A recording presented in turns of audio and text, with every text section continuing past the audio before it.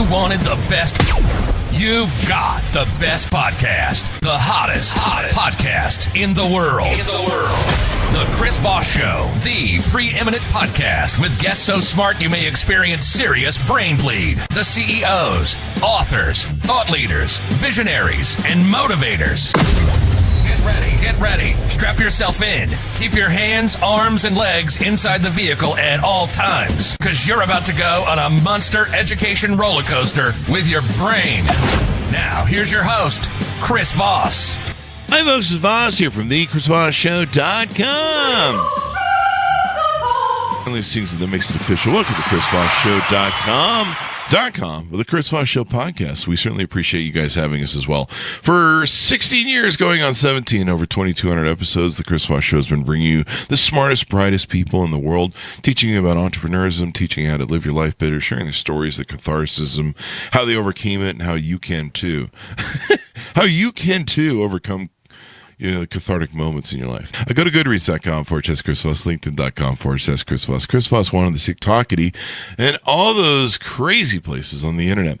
Today we're going to be talking with an exciting young man, his startup, and there's a lot of great things that come out of the Israel tech scene. Waze was a big app that came out of the tech scene. And we're also going to be talking about AI as well. So we're going to be doing that. I've got Isaac Gili. He's the CEO of Shuffll, which is an amazing AI product that's coming out. We're going to get into some of that deal there. Welcome to the show. How are you, sir? Good. Thank you so much. I have to say the intro is like one of the most amazing intros I ever listened to. We get a lot of that. That and people want you get just like watching like the intro. This is great. Yeah, it's kind of our way of jacking people up for the show, and they're like, oh, wow, right. energy time, coffee, or worse. Anyway, so welcome to the show. Give us your .coms so people can find you on the interwebs. Sorry again. Give me your .com so people can find you on the interwebs, where you want people to look you up. Yeah, so shuffll.com, basically SHUFFL.com. That's the website. You can just go in, see what we do. We also explain like a bit more in a few minutes. So it utilizes AI. Talk to us about how you guys work there and kind of 30,000 overview, if you would. Yeah, so basically the whole idea is to help marketers create videos. That's like pretty simple. Yeah. Usually for social, sometimes for like internal communication, but the whole idea is to be able to replace a full production team. So from the very beginning of the video creation process to the end, it's almost if you had AI agents like helping you like every step of the way. And then like the end result is you get like a professional looking video in about like 15 minutes of work. That's the idea. Yeah. And I mean, we've been using AI for the show stuff. I mean, you can ask AI for background research on someone who's appearing on the show. I've asked for questions sometimes. Sometimes I get something that I'm not too up on information on, and so we'll ask them to ask questions.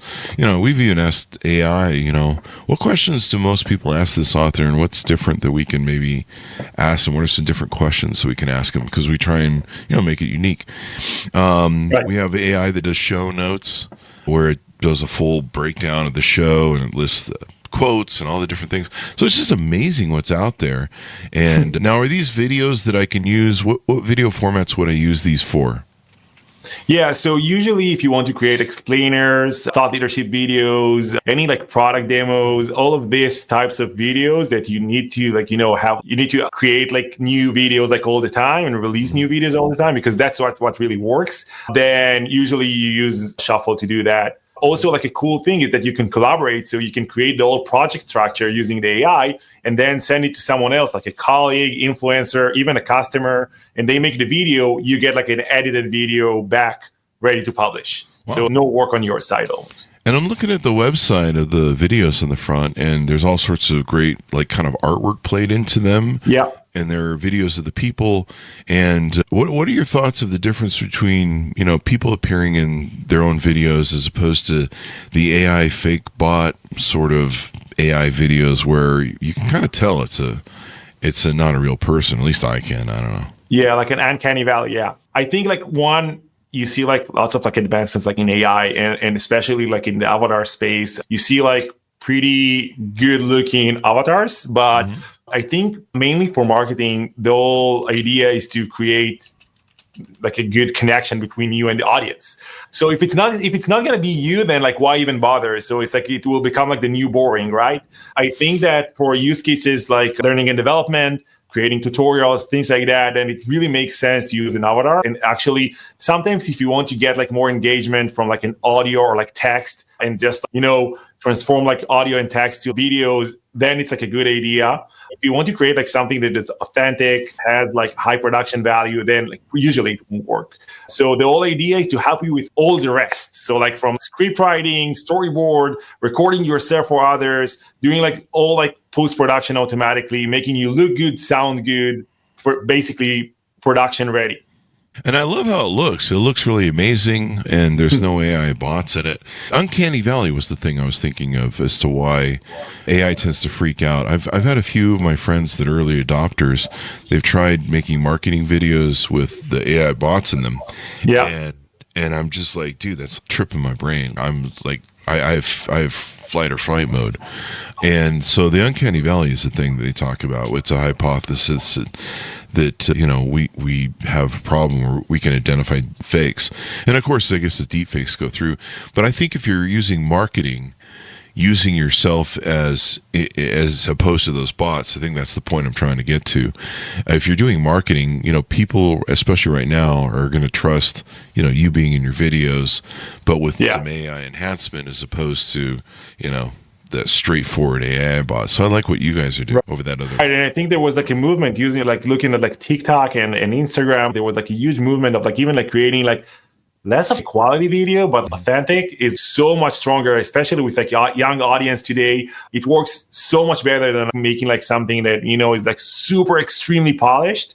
And I think it also applies here, right? Because if you create like a thought leadership video and it's not like Chris Voss talking, then who cares about it, really? And if you create like something that is more, trying to teach others, convey like a message, if you want to influence, it has to be you. Otherwise, it's gonna suck. Yeah.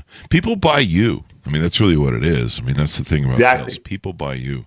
And I'm in the menu now. You can thought leadership videos, marketing videos, explainer videos, training videos, product videos. We're video recording the podcast. Most people listen to it on audio on iTunes.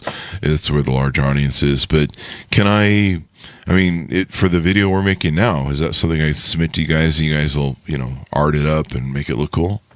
Yeah, the whole idea is that you'll be able to, we can do it like basically even like offline. We don't have to be like at the same place, same time. So we can like create like a project and then like every one of us will create like a scene and we can create something that basically works almost like this.